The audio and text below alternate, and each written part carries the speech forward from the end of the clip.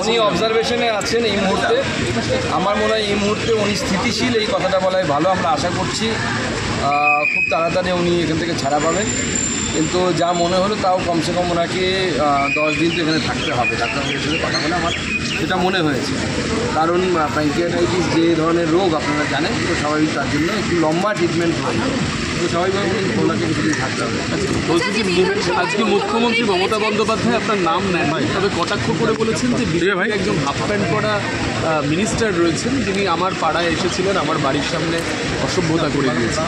দেখুন, এটাকে অসভ্যতা যদি উনি বলে থাকেন, তাহলে আমি বলবো যে ভারতীয় সংস্কৃতিতে তুলসী গাছকে পবিত্র মনে করা হয়। আমরা সেখানে গেছিলাম তুলসী গাছটা ওনাকে দেবার জন্য, আমি একাই রেখে যেতাম ওনার বাড়ি। উনি অ্যালাউ করেননি। আমি বলেছি ঠিক আছে, পুলিশকে দিয়ে দিচ্ছি, পুলিশ ওনার বাড়িতে পৌঁছে দেবে। তো ভারতীয় সংস্কৃতিতে তুলসী গাছকে তো পবিত্র মনে করা হয়, সেটা কাউকে দান করতে যাওয়া যদি অসভ্যতা হয়, তাহলে সভ্যতা উনি কাকেই বলবেন। আর হাফ প্যান্ট মন্ত্রী সম্পর্কে এটুকুই বলবো, 2011 সালে মুখ্যমন্ত্রী মমতা বন্দ্যোপাধ্যায়ের নিজের 6 জন হাফ প্যান্ট মন্ত্রী ছিল। যদি আমি হাফ প্যান্ট মন্ত্রী হই, তাহলে 6 জন এমওএস ছিল। আমরা তাকে হাফ প্যান্ট মন্ত্রী মনে করি না। আর অপেক্ষা করুন, মুখ্যমন্ত্রীকে বলবো এই হাফ প্যান্টই আপনাকে এই হাফই বাপ করিয়েছেন। আমি যেতে পারবো না। সিদ্দিকি এখন নিজেকে নতুন আমলে জিন্না ভাবছে। লোক আছে এখন পশ্চিমবঙ্গে বেশ কয়েকটা নব জিন্নার আবির্ভাব হয়েছে, জিন্না লাইট ভাষা। তোহা সিদ্দিকি আছে, সিদ্দিকুল্লাহ চৌধুরী আছে, মাঝে মাঝে মুর্শিদাবাদে একটা বাচাল আছে, কি নাম ভুলে যাই তার আমি, তিনি মাঝে মাঝে বকেন। দেখা যাক এখন এই জিন্না লাইট ভার্সনগুলো কী করে। চোলাই মদের কারবার বাড়ছে, দোকান চলছে অবাধে। মদ থেকে এতটা ইনকাম হয় বলে কি প্রশাসন বুঝতে পারছে? কি বলবেন? দেখুন, মদ হচ্ছে আমাদের বর্তমানের ভবিষ্যৎ। মানে এই সরকারের আমলে ভবিষ্যৎ হচ্ছে মদ এবং মাতালরা যত বেশি মদ খাবে, তত বেশি রাজ্যে রেভিনিউ আসবে। পশ্চিমবঙ্গে রেভিনিউতে সবথেকে বেশি পার্টিসিপেশন, অর্থাৎ আমাদের গভর্নমেন্ট যে ট্যাক্স বা গভর্নমেন্টের যে ইনকাম হয়, সব থেকে বেশি হয় মদ থেকে। তো স্বাভাবিকভাবে যে ছেলে কামাই করে সংসার চালায়, সেই ছেলেকে তো মা বাবা স্পেশাল নজরে দেখবে, এটাই স্বাভাবিক না? তো পশ্চিমবঙ্গে সরকারের সংসারটা চলছে হচ্ছে এই মদের কারবারে।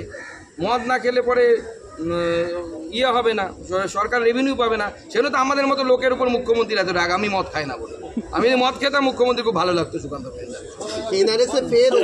এনআরএসএ ফের ওষুধ পাচারের অভিযোগ, ফার্মাসিস্ট। চলো নতুন কিছু নয়, সব জায়গায় উনি অবজারভেশনে আছেন এই মুহূর্তে। আমার মনে হয় এই মুহূর্তে উনি স্থিতিশীল, এই কথাটা বলাই ভালো। আমরা আশা করছি খুব তাড়াতাড়ি উনি এখান থেকে ছাড়া পাবেন। কিন্তু যা মনে হলো তাও কমসে কম ওনাকে 10 দিন তো এখানে থাকতে হবে। ডাক্তারবাবুর সাথে কথা বলে আমার সেটা মনে হয়েছে। কারণ প্যানক্রিয়াটাইটিস যে ধরনের রোগ আপনারা জানেন, তো স্বাভাবিক তার জন্য একটু লম্বা ট্রিটমেন্ট হয়, তো স্বাভাবিকভাবে ওনাকে কিছুদিন থাকতে হবে। বলছি যে আজকে মুখ্যমন্ত্রী মমতা বন্দ্যোপাধ্যায় আপনার নাম নেন, তবে কটাক্ষ করে বলেছেন যে বিজয় একজন হাফ প্যান্ট পরা মিনিস্টার রয়েছেন, যিনি আমার পাড়ায় এসেছিলেন, আমার বাড়ির সামনে অসভ্যতা করে দিয়েছেন। দেখুন, এটাকে অসভ্যতা যদি উনি বলে থাকেন, তাহলে আমি বলবো যে ভারতীয় সংস্কৃতিতে তুলসী গাছকে পবিত্র মনে করা হয়। আমরা সেখানে গেছিলাম তুলসী গাছটা ওনাকে দেবার জন্য, আমি একাই রেখে যেতাম ওনার বাড়ি। উনি অ্যালাউ করেননি। আমি বলেছি ঠিক আছে, পুলিশকে দিয়ে দিচ্ছি, পুলিশ ওনার বাড়িতে পৌঁছে দেবে।